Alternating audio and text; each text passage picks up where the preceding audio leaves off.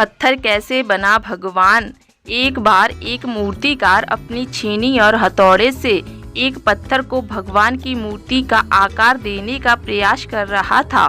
जैसे ही वह छीनी पर अपना हथौड़ा चलाता, वह पत्थर चिल्लाने लगता और कहने लगता कि ये क्या कर रहे हो, मुझे इतना मार क्यों रहे हो, मुझे बहुत दुख हो रहा है, तकलीफ हो रही है, पीड़ा हो रही है, मुझे अपने हाल पर छोड़ दो और यहाँ से चले जाओ। मूर्तिकार ने उस पत्थर से कहा, मुझे बहुत अच्छे से पता है कि तुम्हें बहुत ज़्यादा दर्द हो रहा है, तकलीफ हो रही है और तुम बहुत ही ज़्यादा पीड़ा में हो, लेकिन यदि आज तुमने इस दर्द को नहीं सहा, इस तकलीफ को नहीं सहा, तो जीवन भर तुम यहीं इसी प्रकार से पड़े रहोगे।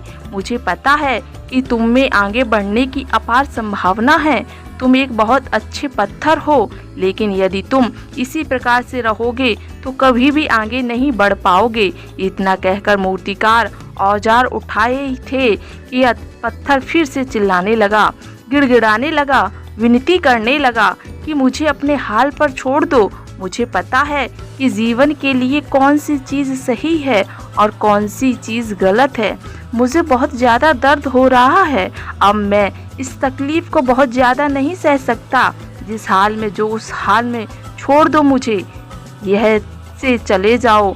उस मूर्तिकार फिर उस पत्थर को समझाने की कोशिश की, ज़्यादा अधीर मत बनो और अपने सब्र को बनाए रखो, थोड़ी देर और इस दर्द को सहो। यदि इस दर्द को सह लिया तो मैं भगवान की मूर्ति के रूप में तुम्हारी स्थापना करवाऊंगा और फिर दूर दूर से लोग पूजा करने आएंगे और पंडित और लोग तुम्हारी सेवा करेंगे।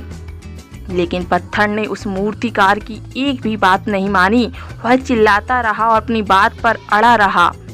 मूर्तिकार ने उस पत्थर को समझाने की बहुत कोशिश की, लेकिन वो पत्थर नहीं माना। अब मूर्तिकार भी थक चुका था और वह उस पत्थर को छोड़कर आगे बढ़ गया और थोड़ी दूर जाकर देखा कि एक और बहुत अच्छा ही पत्थर वह पड़ा हुआ है।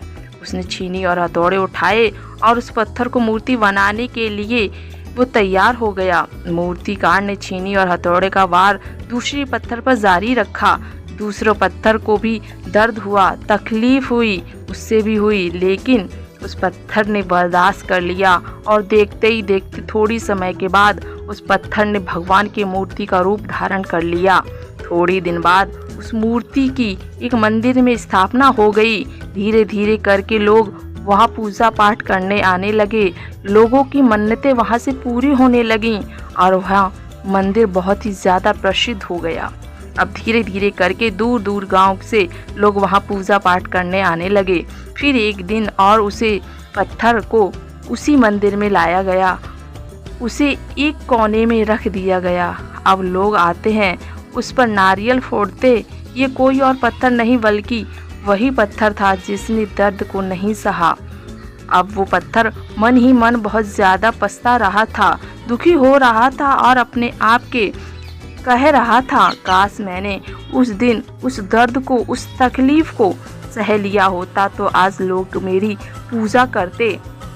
इसलिए आप भी अपने जीवन में हमेशा याद रखिएगा कि जब भी आप अपने करियर की शुरुआत में किसी काम को कर रहे हों, पढ़ाई कर रहे हों या कोई भी काम कर रहे हों और उसमें आपको दर्द हो रहा हो, तकलीफ़ हो रही हो, ज़्यादा मेहनत करना पड़ रहा हो, तो आप रुकिएगा मत, किसी और रास्ते की शुरुआत मत करिएगा, क्योंकि कोई और रास्ता आपको सफलता नहीं दे सकता।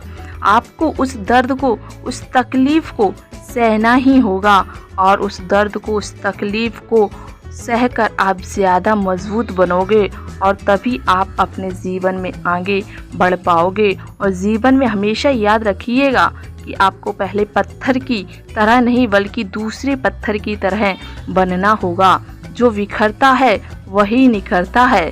दोस्तों, आपको यह कहानी कैसी लगी हमें कमेंट में ज़रूर बताएं। धन्यवाद।